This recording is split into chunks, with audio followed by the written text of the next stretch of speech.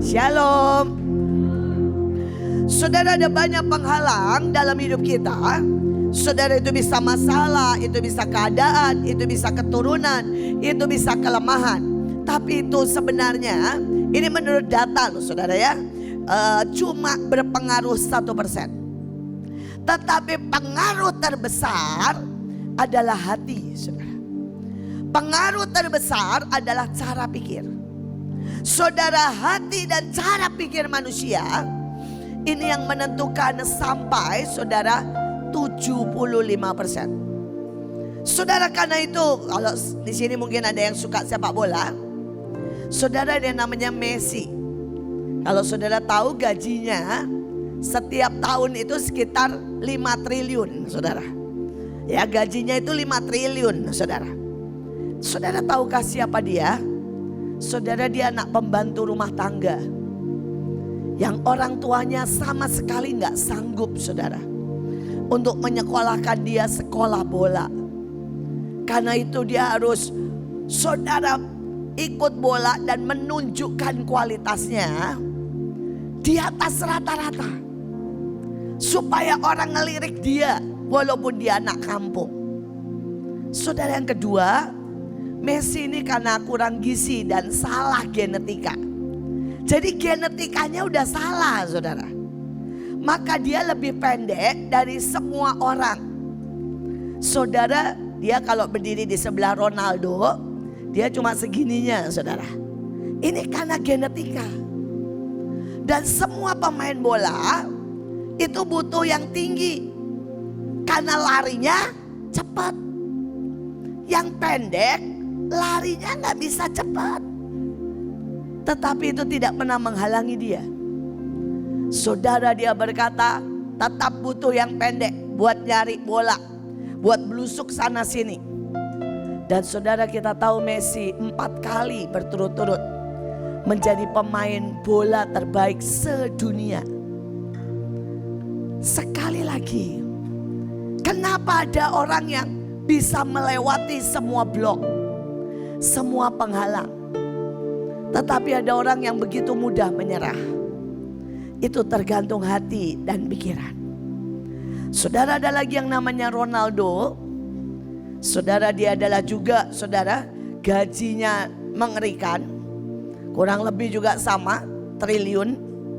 Dan saudara tahu siapa dia? Dia anak pemabuk. Saudara, papanya tukang mabok. Tiap hari mabok, gak ada hari gak mabok. Sampai papanya tidak pernah bisa diajak ngomong. Mamanya kadang-kadang disiksa sama papanya. Saudara, dan itu membuat dia mengambil keputusan.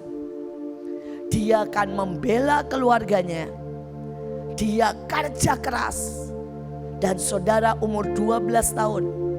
Dia berkata sama keluarganya, aku pergi keluar kota. Karena di desanya gak ada sekolah bola. Dan dia bilang, pokoknya aku kerja sembari sekolah bola. Supaya aku berhasil. Sampai orang bilang begini saudara, tidak ada yang bisa menghentikan Ronaldo. Saudara tahu motonya, nothing is impossible.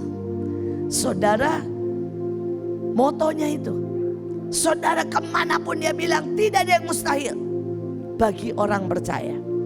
Saudara, dia seorang percaya dan dia bilang tidak ada yang mustahil bagi orang percaya. Kenapa ada anak pemabok yang bisa jadi seperti Ronaldo? Tetapi ada anak pemabok yang berkata begini, karena bapak gua mabok, saya juga ikut mabok. Saya juga ikut jelek. Karena bapak saya jahat, saya lebih jahat. Loh, tapi kenapa Ronaldo tidak pernah menyentuh minuman sampai hari ini? Karena dia berkata, saya tidak akan jadi seperti bapak saya. Saudara, dia tidak pernah mukul perempuan. Sampai hari ini dia punya anak, tetapi saudara, dia gak mau. Dia terlalu dekat sama perempuan. Dia clean. Saudara, kalau Beckham dan pemain lain semua pacaran dari muda, dia clean. Dia berkata, aku tidak akan menyakiti perempuan seperti bapakku. Loh, apa yang membuat beda? Sekali lagi hati dan cara pikiran. 75% yang membuat engkau menjadi besar jelas berkat Tuhan, jelas anugerah. Tapi anugerah Tuhan butuh landed, butuh turun di apa? Hati yang benar dan cara berpikir yang tepat. Kalau ini saudara, hati ini tidak benar, cara pikir ini nggak benar, tidak bisa mendarat. Semua berkat, urapan, anugerah semua turunnya ke orang lain. Padahal itu ada di sini. Dan itu siap turun ke hidup kita masing-masing. Itulah yang hari ini dunia sebut dengan mental block. Saudara, mental block itu yang menyebabkan begitu banyak orang tidak bisa berubah.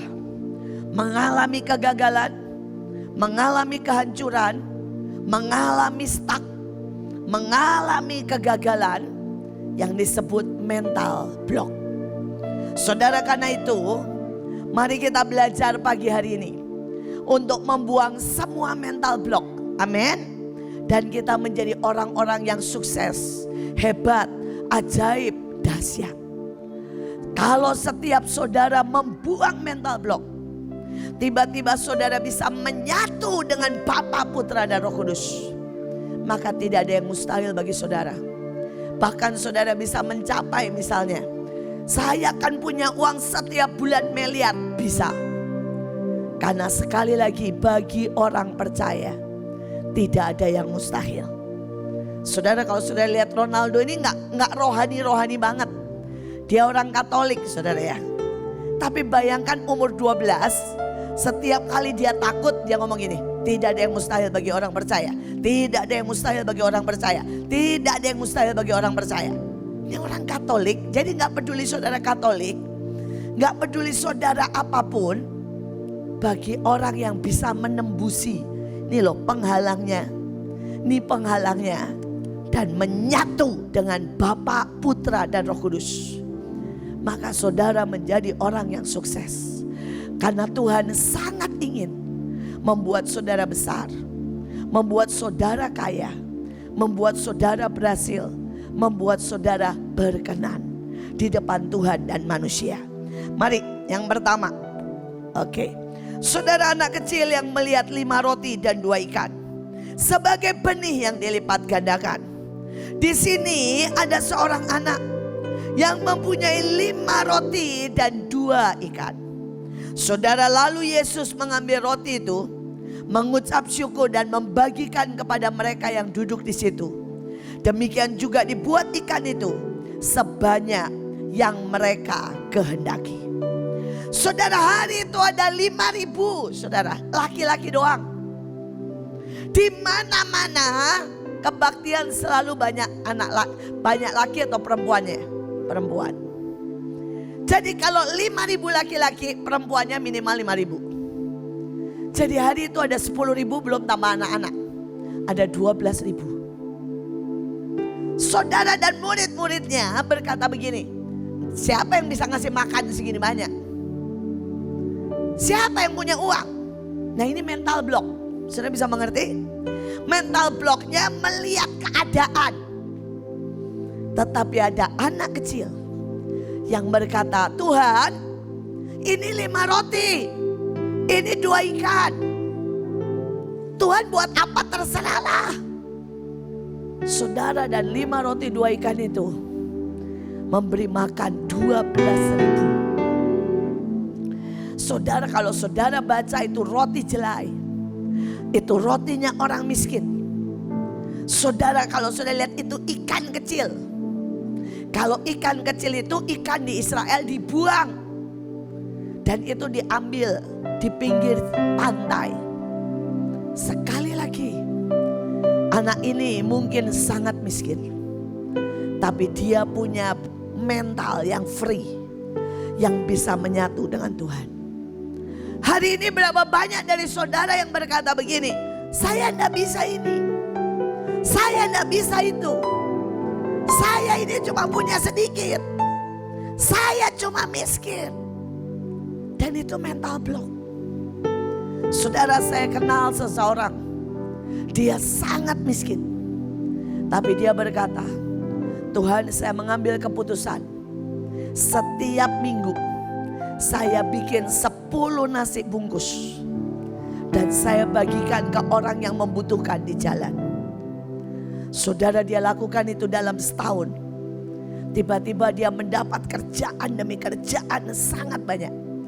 Tiba-tiba ada orang bilang, tolong Bu cariin rumah, tolong Bu cariin mobil. Saudara, hari ini dia punya rumah 2, punya mobil, dan saudara, dia punya penghasilan puluhan juta. Dia berkata, kalau hari itu saya tidak mulai dengan membagi 10 nasi bungkus, hidup saya tidak pernah berubah. Saudara, saya sudah cerita berkali-kali. Hari itu saya untuk beli sate anak saya aja. Saudara, saya tidak bisa beli sate 10 itu tidak bisa. Saudara, hari itu Stephen umur 4 tahun dan dia pengen sate. Dan hari itu ada Joshua umur 3,5 tahun, 2,5. Saudara, dan dia juga mau sate. Saudara, saya beli 10 aja gak bisa. Akhirnya saya beli 5 sate buat mereka 2, 1 buat bapaknya. Saya makan, saudara, sama sayur aja. Tapi di dalam keadaan seperti itu Tuhan bilang, buka rumahmu, kasih mereka makan. Kalau saya punya mental block, saya akan berkata apa? Gak bisa. Orang saya aja gak punya duit kok. Bagaimana saya bisa kasih makan orang lain? Tapi hari itu saya berkata amin. Dan saya bilang, Tuhan, caranya bagaimana? Tuhan bilang, kamu pergi ke Goro, kamu pergi ke pasar pagi-pagi, minta semua barang yang dibuang, yang kedaluarsa. Saudara, saya ke Goro, saya ke pasar, semua barang yang dibuang, saya pikir saya dapat 1 dus. Ternyata saya dapat 1 kontainer kira-kira. Saudara, itu bakul demi bakul, dos demi dos. Saudara, mereka bilang, ini Bu ada mie instan remek, ini Bu ada beras yang sudah banyak kutunya, ini Bu ada sayur ya yang sudah rada-rada layu. Dan ketika saya kelola, saudara, saya cuci, saya bersihin, saya bisa memberi makan ribuan orang. Dan itulah awal Rumah Singgah. Sampai hari ini Tuhan berkati begini rupa. Berapa banyak dari saudara cuma dengar firman, tapi gak pernah berjalan. Hidupmu gak pernah berubah kalau saudara tidak keluar dari batas yang saudara lihat. Saya selalu punya prinsip memberi lebih dari kemampuanmu. Maka saudara menyediakan wadah sangat besar untuk berkat Tuhan. Ada orang-orang yang memberi sedikit dari yang dia punya. Ada orang-orang yang memberi lumayan dari yang dia punya. Tapi saya tantang saudara, kalau saudara mau keluar dari blok, mari memberi lebih dari kemampuanmu. Bukan dengan cara utang, tapi dengan berkata, ayo Tuhan, kalau saya perlu pergi ke pasar pagi-pagi, ayo. Kalau saya caranya mungkin dengan saya pagi pelayanan, saudara siang kerja, malam saya jadi full timer di tempat lain. Saudara lakukan. Itu memberi lebih dari kemampuanmu. Maka saudara tiba-tiba akan melihat hidupmu total berubah. Total berubah. Saudara, mari kita lihat yang kedua. Saudara, ini mental block yang kedua ya. Tadi yang pertama melihat keadaan, melihat kekurangan. Itu mental block yang pertama yang harus di-break. Saudara, yang kedua, hidup adalah Kristus, mati adalah keuntungan. Karena bagiku hidup adalah Kristus, mati adalah keuntungan. Saudara, ada banyak orang hidup buat dirinya. Dan itu mental block yang kedua.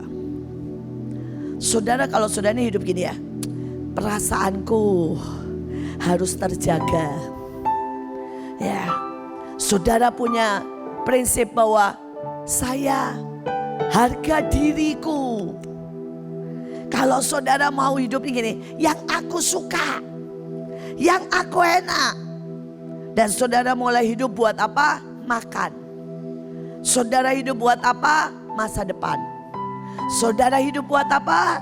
Buat saudara nanti kawin, punya anak. Saudara pasti ya, sangat sempit dan mendapat sangat sedikit. Tapi ketika saudara berkata hidup bagi Kristus, saudara, semua fokusmu tidak tentang dirimu, tetapi fokusmu tentang siapa? Tuhan. Tiba-tiba kemampuanmu menjadi sangat besar. Saudara, tiba-tiba engkau tidak dibatasi oleh keadaan. Tiba-tiba engkau menjadi sangat-sangat ilahi. Dan engkau akan mengatasi segala keadaan dunia. Saya mulai belajar hidup bagi Kristus ketika saya umur 9 tahun. Saudara, hari itu Tuhan bilang sama saya, maukah kamu hidup bagiku? Singkat cerita saya bilang, ya Tuhan. Dan Tuhan, saya mulai nanya, kalau saudara bilang, saya mau hidup bagi Kristus. Maka dari anak muda, orang tua, saya mau berkata, mulailah tanya, apa yang harus saya lakukan? Simple. Saudara, hari itu saya mulai tanya apa yang harus saya lakukan. Saudara, dan di usia itu Tuhan bilang gini pertama kalinya. Bikin persekutuan anak muda. Bikin persekutuan anak-anak remaja. Saya mulai bikin persekutuan, saya ajak teman-teman. Saudara, saya ajak bikin persekutuan. Saudara, kemudian Tuhan bilang bikin vokal group. Saya ajak yang bisa main gitar, saya ajak yang nyanyi. Saudara, dan tiba-tiba Tuhan terus kasih ide. Tuhan bilang, pakai vokal group ini bikin operet. Masuk ke sekolah-sekolah, tawarin. Saudara, tiba-tiba saya sudah di usia 10-11 tahun. Saya sudah bikin operet. Dan saya masuk ke seluruh sekolah saudara di Bandung. Saudara, hari itu terus berjalan. Sehingga tiba-tiba saya punya ide lebih besar. Sampai hari ini Tuhan bawa saya melakukan begitu banyak hal. Dan saya berkata hidup bagi Kristus membuat tiba-tiba saudara meluncur seperti anak panah. Seperti yang didoakan tadi oleh Pak Yani. Dan saudara menjadi orang penakluk dunia. Tapi ada orang yang hidupnya cuma begini tiap hari. Pokoknya saya pergi kerja, pulang, makan. Ini mental block. Tapi kalau saudara setiap hari nanya, Tuhan, apa yang harus saya buat? Tiba-tiba engkau akan menjadi orang berbeda. Dan lakukan. Bukan karena engkau sanggup. Bukan karena saudara hebat. Lakukan karena saudara hidup bagi Kristus. Maka Kristus yang bertanggung jawab. Kristus yang buka jalan. Kristus yang menyelesaikan. Kristus yang mengurapi. Kristus yang menyediakan. Saya sudah hidup bagi Kristus lebih dari 40 tahun. Dan saya berkata itu hidup terhebat, hidup terajaib, hidup terdahsyat. Yang saya bisa cerita sama saudara, wow, yang tidak pernah bisa dibayangkan oleh manusia. Saudara, kita lihat mental block ketiga. Tetapi kata Yakub, jualah dahulu kepadaku hak kesulungan. Saud Esau, sebentar lagi aku mati. Apa gunanya bagiku hak kesulungan itu? Kata Yakub, bersumpahlah dahulu kepadaku. Maka bersumpahlah Esau kepada Yakub, dijualnya hak kesulungan kepadanya. Saudara, mental block yang ketiga, saudara adalah mengejar kenyamanan, berfokus kepada yang kelihatan. Sekali lagi ya, saudara, yang ketiga mengejar kenyamanan, berfokus kepada kelihatan. Tapi kalau saudara mau menang, maka saudara harus mengejar yang kekal, meninggalkan yang nyaman. Hari ini pilih.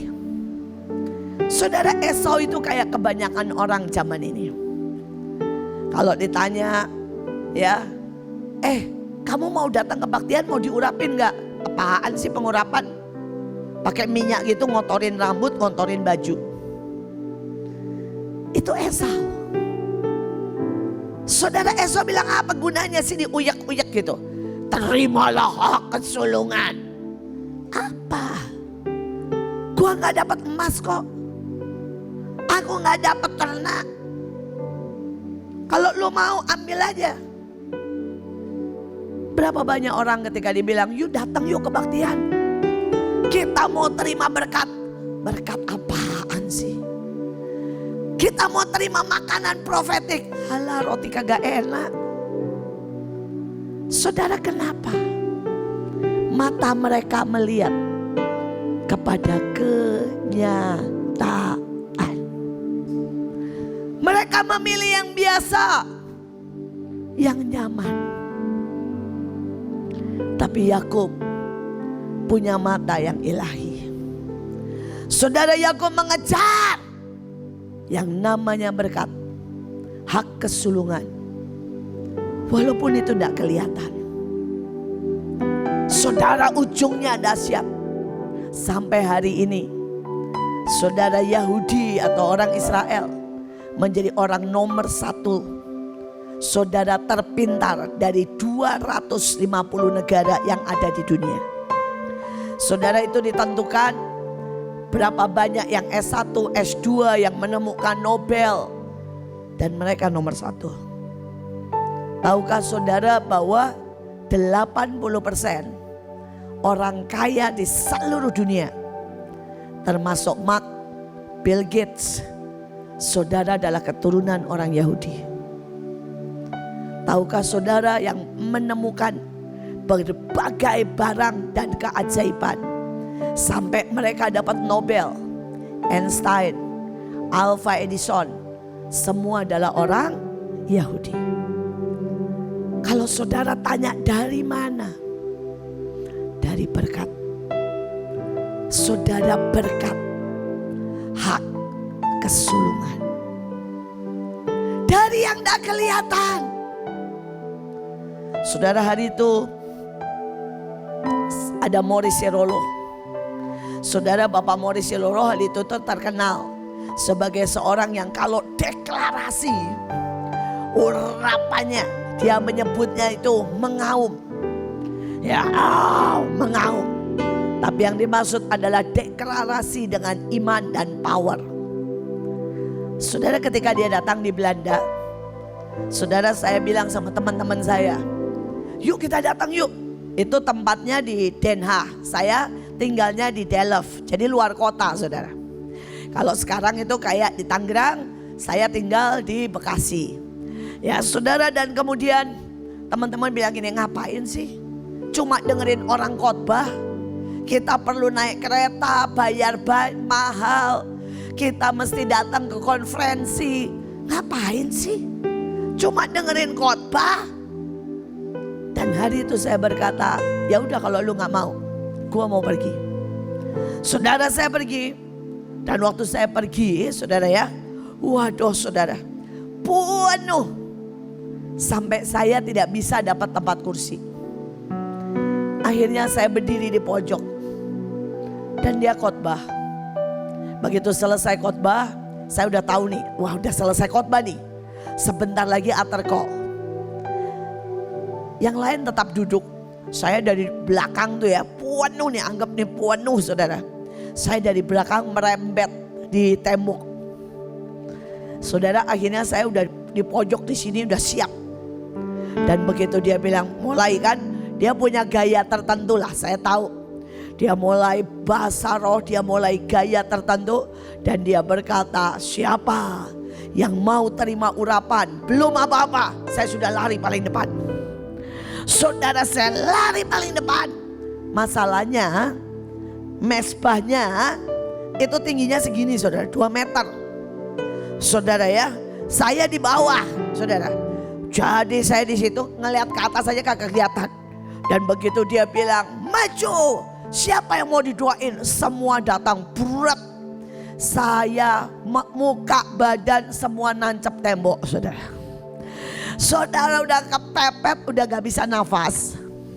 Gak lihat apapun, gak lihat Morrisnya, gak lihat apapun. Lihatnya tembok mepet saudara. Saudara, dan kemudian saking kepepet. Sampai saudara, saya gak dengar apapun yang dia doakan. Saya hari itu cuma apa? Mencoba bernafas. Karena kepepet. Ya, kelihatannya konyol, betul kan? Kelihatannya konyol. Tapi saudara mau tahu, pulang setelah biasa aja saya cuma berpikir, aduh, saya dapat apa ya? Orang saya kepepet hampir mati, saudara ya, karena nggak bisa bernafas. Tapi hari itu, saudara, saya pulang beberapa hari kemudian, saya ngomong apapun jadi. Sampai hari ini. Sampai hari ini. Sampai saya bilang begini, Tuhan, berkat itu tidak mengandung saudara yang namanya saudara kondisi. Tapi ketika saudara ini di sini nih ya, sama di sini kayak magnet nyedot, larinya ke saudara. Larinya ke saudara. Saudara, hari itu, ini cerita yang lain. Saudara, hari itu anak saya Stephen sudah dipakai Tuhan, sudah khotbah, sudah kerja, sudah saudara cemerlang lah, juara di sekolah dan sebagainya. Tapi hari itu, di hari yang sama, di usia yang cuma beda setahun, Bevis, saudara, dan anak saya juga, tapi anak saudara ya, karena saya ambil dalam keadaan yang sangat terpuruk. Saudara, karena ibunya meninggal dan papahnya masuk penjara, dia menjadi begitu marah sampai dia, saudara ya, maaf kata, berzina dengan begitu banyak orang. Saudara, dia tidak naik kelas 4 kali. Sampai dikeluarkan sekolah, pindah sekolah juga 4 kali. Saudara, dia kerjanya minum. Saudara, dia kerjanya balapan liar buat dapat uang. Hidupnya sangat kacau. Dan hari itu dia duduk di belakang di Holy Stadium. Kalau saudara tahu itu 12.000 orang. Saudara, dia duduk di paling atas. Terus kemudian hari itu Stephen lagi khotbah di Holy Stadium. Dia altar call. Saudara, dia altar call-nya buat siapa? Buat semua yang terluka. Termasuk buat perempuan yang dilecehkan. Saudara, hari itu Bevis di ujung dan dia nangis. Dia nangis bilang begini, Tuhan, kalau kamu bisa pakai saudaraku, masa kamu tidak bisa pakai hidupku? Kalau saudaraku bisa bersinar, masa kamu tidak bisa buat hidupku ini tidak usah terlalu bersinar, asal berguna dan tidak hancur seperti ini. Saudara, dan tiba-tiba Tuhan bilang, kalau engkau sungguh-sungguh mau, Kamu lari ke depan, kamu pegang kakinya. Saudara Bevis lari ke depan, saudara pegang kakinya Stephen. Pada waktu dia pegang kakinya, saudara mau tahu diapain sama Stephen? Didoain? Enggak. Stephen bilang begini sama dia, Bev, gua lagi antar call perempuan yang diperkosa. Lu bego amat sih sampai gak denger. Saudara bayangin ya, kalau saudara lari ke depan nangis, pegang kaki orang dan saudara diomongin begitu. Kira-kira saudara sakit hati gak? Saudara, dan dia gak peduli, dia nangis, dia bilang gini, Tuhan, aku gak melihat orangnya, aku melihat Engkau yang bisa pakai dia. Aku minta Engkau pakai hidupku. Selesai turun, saudara Bevis jadi bulan-bulanan Stephen. Saudara dia turun, dia ngomong gini ke saya, ke semua orang. Tahu gak, ada cewek yang diperkosa tapi badan segede gaban, Bevis katanya. Saudara kan tahu ya, badannya Bevis itu gede karena saudara dia latihan fitness dan latihan alat berat. Dia bilang, aku diperkosa segede begitu katanya. Saudara bayangkan kalau saudara maju dan saudara dibuat mainan. Tapi sekali lagi, Roh Tuhan melihat hati yang narik. Iman, teriakanmu, dan bukan manusia, dan bukan keadaan. Saudara dia Bevis sampai bilang, Mami, saya, kan dia manggil saya Mami ya, saya gak tahu hari itu apa yang terjadi. Ketika saya diketawain sama Stephen, saya tidak ada marah sedikit pun di sini. Dan sejak itu dia bilang, saya total berhenti minum, saya total berhenti merokok, saya total berhenti main perempuan. Dan saya tiba-tiba punya keberanian buat khotbah. Saudara dia pergi ke panti asuhan dan dia mulai khotbah bahwa mamahnya mati, papahnya masuk penjara, dan dia buat lawatan di panti asuhan. Sampai hari ini saudara tahu, dia menjadi pengkhotbah keliling dunia. Saudara dia menikah, punya 2 anak. Saudara hidupnya total diberkati. Dan setiap kali dia bilang begini, Pan, lu mau ngejekin gua apapun. Dia sekarang kalau ngomong lebih lagi, dia ngomong gini, saya hari itu menjadi ilahi karena saya mencurinya dari kamu. Dia bilang, hatimu sudah biasa melayani Tuhan, hatiku berteriak minta dipakai oleh Tuhan, sehingga semua yang dari kamu lari ke aku, gak ada lagi di kamu. Sekarang dia gantian menghina Stephen, karena pelayanannya jauh lebih banyak daripada Stephen. Karena Stephen sekarang lebih banyak kerja. Dan setiap kali dia bilang sama saya, makanya kalau pelayanan sudah biasa-biasa, hati-hati. Kalau ada 1 orang saja yang sangat menginginkan urapan itu, maka itu bisa dicuri dari hidupmu. Saudara, sekali lagi, bloknya. Banyak orang terblok melihat kenyataan. Mereka tidak bisa melihat yang namanya berkat. Mereka tidak bisa melihat yang namanya urapan. Mereka tidak bisa melihat yang namanya yang ilahi. Mereka tidak bisa melihat yang dari Tuhan. Hari ini jangan biarkan hidupmu terblok. Sekarang mungkin yang mengejar yang duniawi lebih enak. Hari itu kelihatannya Esau lebih kaya dari Yakub. Tapi tetap beberapa tahun, beberapa generasi, berkatlah yang membuat engkau menjadi besar. Kita lihat blok yang keempat.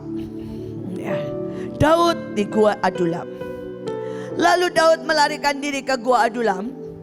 Di situ saudaranya dan sanak keluarganya orang menggabungkan diri dengan dia. Kemudian orang lain mulai berdatangan, yaitu orang yang terlibat dalam bermacam-macam persoalan.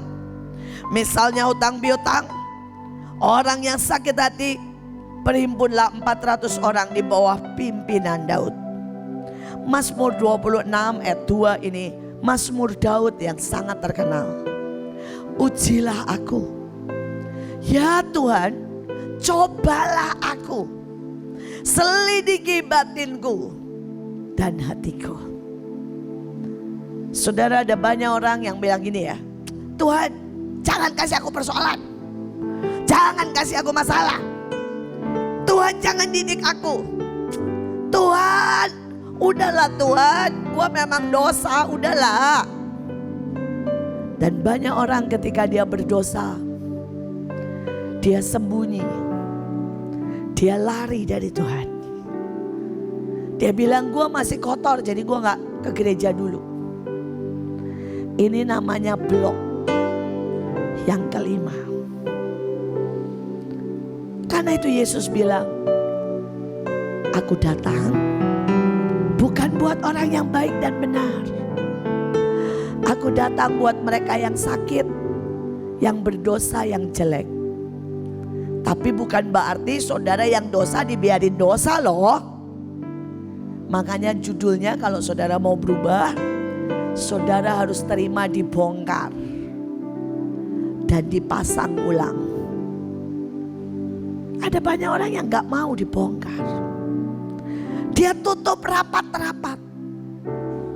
Saudara, saya itu bangga dengan ayah saya.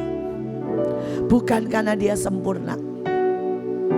Menurut saya tidak ada hamba Tuhan yang berani mengaku setiap dosanya seperti yang ayah saya buat. Saudara, ayah saya ini hamba Tuhan yang berkata di depan semua orang, saya ini pezina, saya cinta uang, saya cinta wanita, saya cinta tahta, saya pemarah, mata saya jelalatan kalau lihat perempuan cantik. Saudara, ada ribuan hamba Tuhan yang selalu menutupi keberadaannya. Saya belajar mengikuti jejak ayah saya.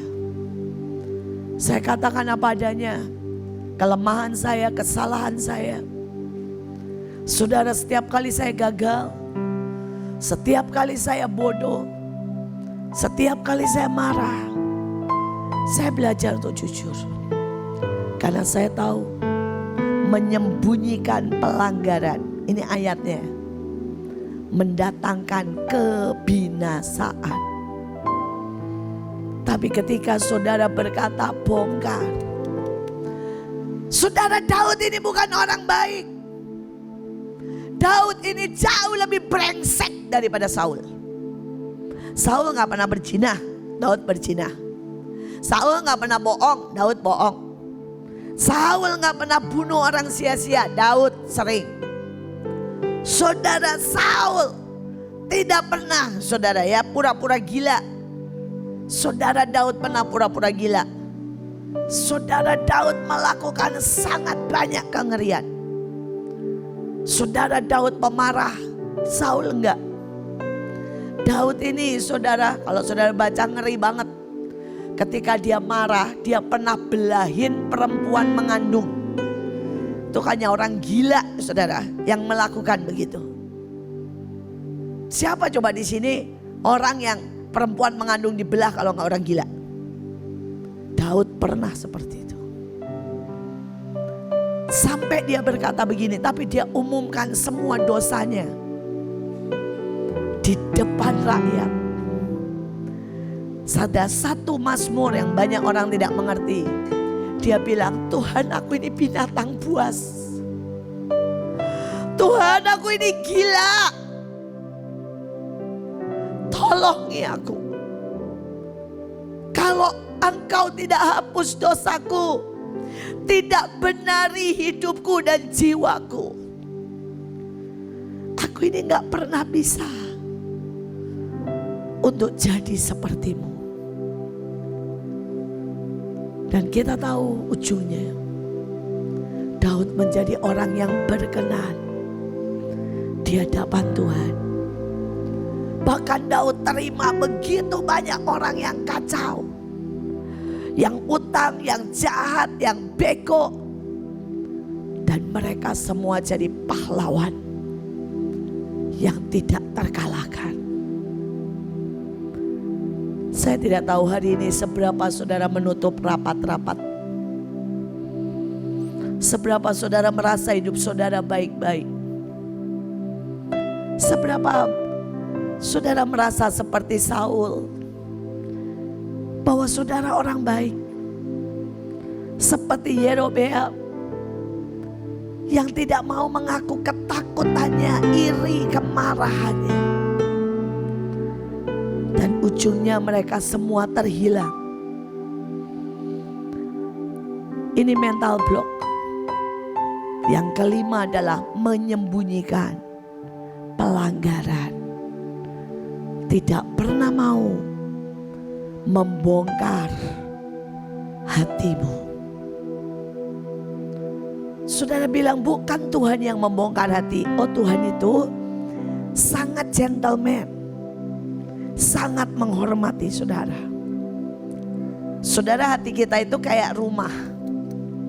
Kan gak mungkin ya, tiba-tiba saya datang ke rumah Pak Kasan. Rumahnya Pak Kasan saya bongkar semuanya. Pak Kasan, ini buang. Ini kasih orang. Pak Kasan, uangnya mana? Ya, kasih ke saya. Kan gak mungkin toh. Kalau saya berbuat begitu namanya garong, namanya penjahat. Tuhan juga gak pernah dan gak bisa begitu. Tuhan gak bisa jadi garong. Tuhan gak bisa jadi penjahat dalam hidupmu. Kecuali Pak Hasan yang bilang begini, Bu, ini rumah saya. Ibu boleh pakai apapun yang ibu mau. Ibu boleh pilih barang. Ibu buang yang ibu gak suka. Ibu bagiin ke siapapun. Silakan, Bu.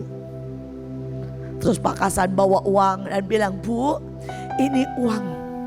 Pakai seperti yang ibu mau. Maka barulah saya bisa memakainya. Betul? Demikian juga Tuhan.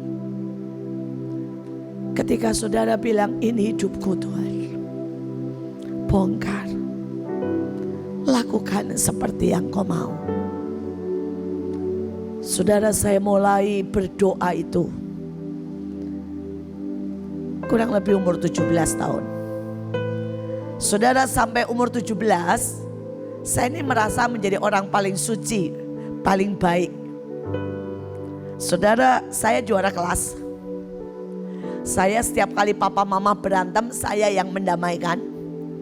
Setiap kali papa saya bersalah, saya yang minta maaf. Saudara, setiap kali di rumah tidak ada makanan, saya ikut kerja. Dan saya ikut membelikan makanan buat adik-adik saya. Setiap kali adik-adik saya, saudara ya, tidak buat PR, saya melakukan. Saya buat PR, saya buat clipping, saya buat semuanya. Sehingga pokoknya selama ada saya, kami sekeluarga tidak akan pernah punya nama jelek. Semua saya dan adik-adik saya semua juara kelas. Semuanya keren. Semuanya. Kami ini anak pejabat dan anak pendeta. Saudara, ayah saya itu pejabat. Saudara ya, pegawai negeri dan cukuplah statusnya. Tapi juga anak pendeta.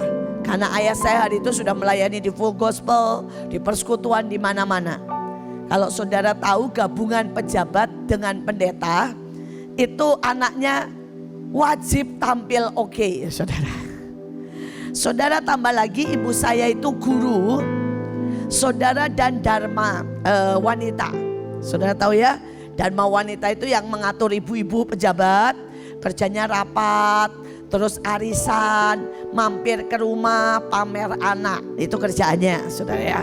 Kalau saudara enggak tahu, wah itu pokoknya masa lalu yang di sini ada Bu Ida. Mungkin ada beberapa orang yang tahu hidup seperti itu. Saudara ya, harus ditenteng sama orang tua, dibanggakan. Ayah saya juga kepala rumah sakit saudara. Jadi ada hari-hari tertentu kami harus pakai baju bagus, rapi. Saudara, nanti ayah saya bilang, ini anak saya baca puisi. Begitulah saudara. Image itu menjadi nomor satu. Perkara di dalam teriak, menghujat, bego gitu misalnya ya, nggak masalah. Asal di luar ketawa. Kalau saya kesal gitu ya, di luar ketawa gini, ya om, cium tangan, dalam hati sebel, bego. Itu saudara ya, itu saya. Tapi saya pemain sandiwara terbaik. Sampai ketika saya umur 17 tahun. Hari itu Tuhan bilang, bolehkah aku membongkar hatimu? Dan hari itu saya mulai berkata, iya Tuhan. Dan waktu saya bilang iya, saya pikir hati saya baik-baik saja. Saya pikir. Dan hari itulah Tuhan bongkar hati saya dan saya kaget saudara. Maaf kata ya, ini istilah saya. Ternyata hati saya isinya ular, kecoa dan semua binatang ada. Semua racun, semua kotoran, semua sampah, semua yang menjijikkan, semua yang bau, semua ada di dalam. Saudara, saya ini masturbasi dari kecil. Saya ini aneh, saya bisa berpikir begini. Pokoknya saya gak mau melakukan dengan pria atau dengan wanita. Jadi saya lakukan dengan diri saya sendiri. Saya ini kalau lihat semua orang sedikit aja salah, di dalamnya saya maki habis. Tapi di luar saya akan senyum. Saudara, saya ini licik sekali. Saya bisa menjebak orang. Sehingga orang itu melakukan apa yang saya mau. Dan kalau tertangkap basah, saya akan cuci tangan. Saudara, saya suka mempermainkan lelaki. Saya buat lelaki jatuh cinta. Nanti kalau lelakinya mendekati saya akan hina-hina dia. Saudara, tapi saya gak merasa salah dulunya. Saya tuh incaran saya pokoknya kalau lelaki kaya, mengerikan saya saudara. Saudara, saya mengincar lelaki itu dari mulai kelas 3 SD. Saya sudah mengincar anak-anak SMA. Dan waktu saya kelas 6, incaran saya sudah mahasiswa. Ketika saya SMP, saya sudah mengincar saudara dokter, insinyur. Sampai sekali waktu Tuhan bilang, kamu lebih jahat dari pelacur. Kalau pelacur kerja karena dia butuh uang. Kalau kamu cuma sekedar ingin menghancurkan harga diri laki-laki. Dan saya gak merasa dosa, ini mengerikannya saudara. Ya, kalau sudah tanya Bu, menghancurkan misalnya ya, saya tahu nih, wah ini ada insinyur nih, lumayan nih. Saya dekati sampai dia suka sama saya. Terus nanti saya kerjain bilang gini, ya kalau lu mau jemput aja di sekolah.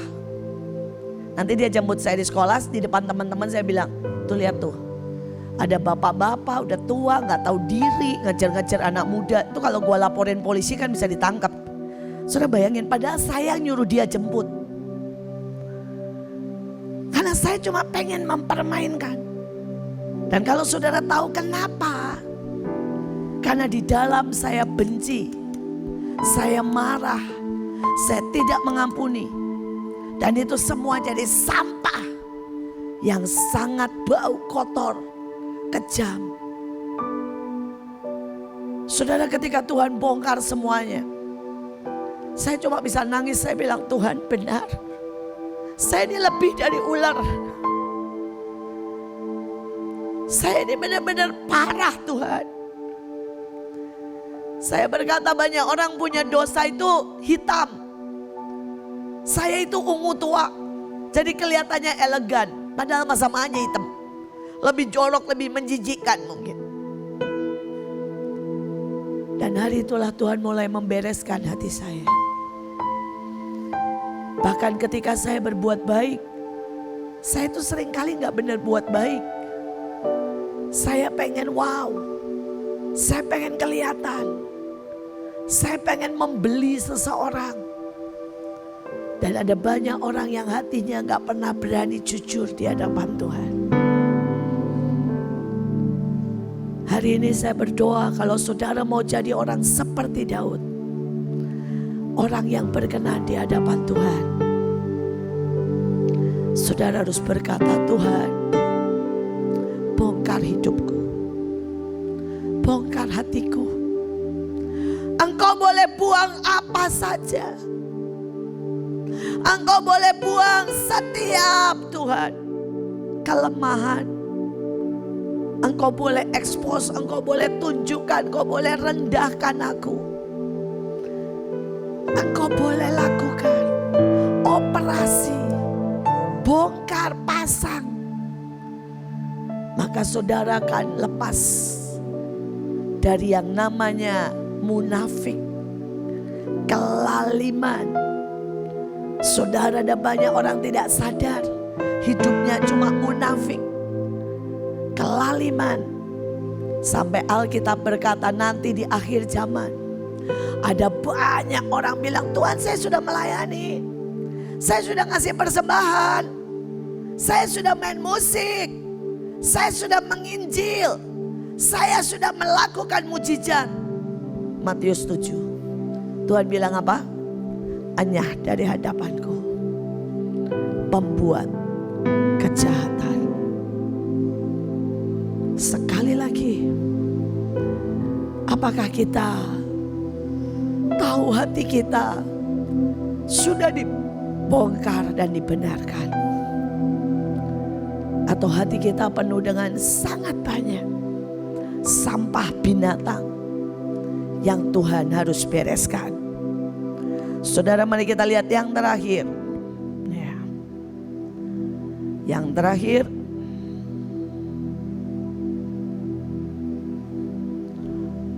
ya, saudara, melayani Tuhan yang susah. Wow, Tuhan yang susah dan menangkap jubah. Elia bertemu Elisa, putra Safat yang sedang membajak dengan 12 pasang semut. Elisa berdiri berada di belakang pasangan lembu yang ke-12. Waktu Nabi Elia berjalan melewati Elisa, dia melemparkan jubahnya ke pundak Elisa. Elisa meninggalkan lembunya, berlari mengejar Nabi Elia. Saudara, kalau melayani Tuhan yang susah, saudara, ada juga Rut yang memilih Naomi. Nah, ini tuan-tuan yang susah nih, saudara.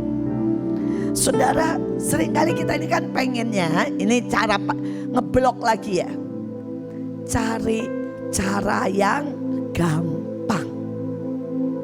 Siapa di sini yang tidak cari cara yang gampang? Semua orang bilangnya cari cara yang gampang. Cari orang yang baik, cari tempat yang saya ya bisa melakukan apa saja. Tapi Alkitab berkata, saudara, biarkan dirimu ditindas kalau engkau mau menjadi besar, kalau engkau mau menjadi kuat. Saudara, Elia ini bukan orang yang gampang. Saudara bisa bayangkan ya, waktu dia marah, dia bilang begini, kalau saya hamba Tuhan, biar datang api dari langit.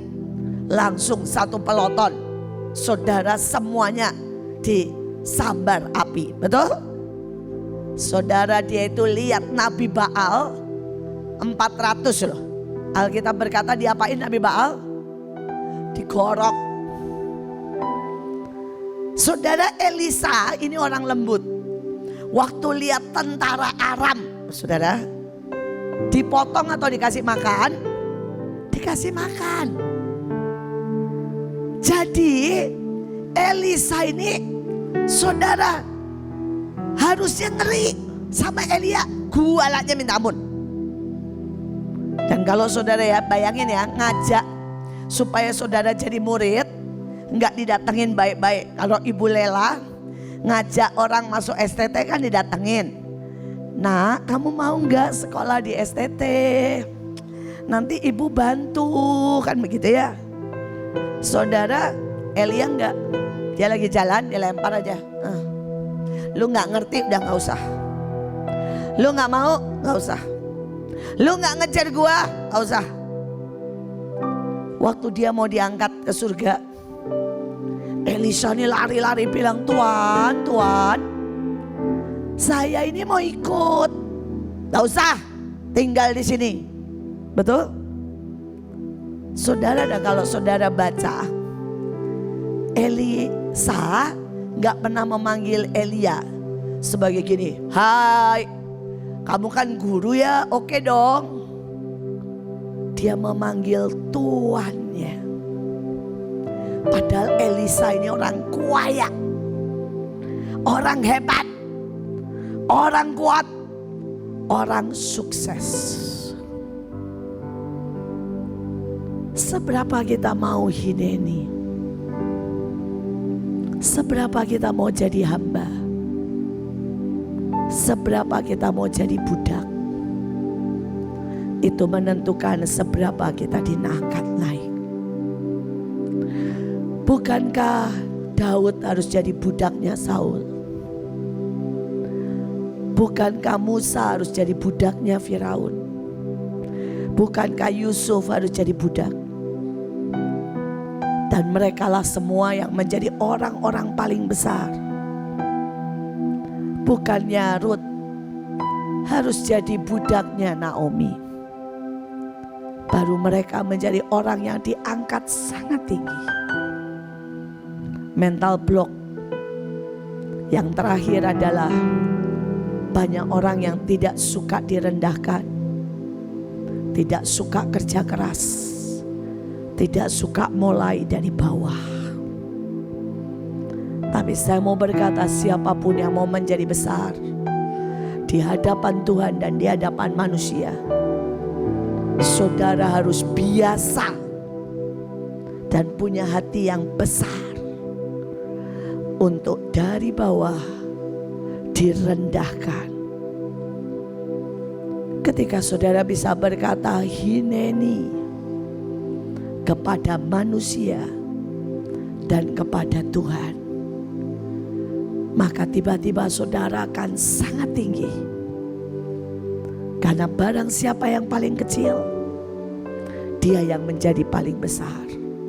Dan siapa yang menjadi hamba, dia menjadi tuan dari banyak orang. Saya berharap pagi hari ini pulang kita boleh lepaskan semua mental block dalam hidup kita. Dan hidup kita boleh menggenapkan rencananya. Amin.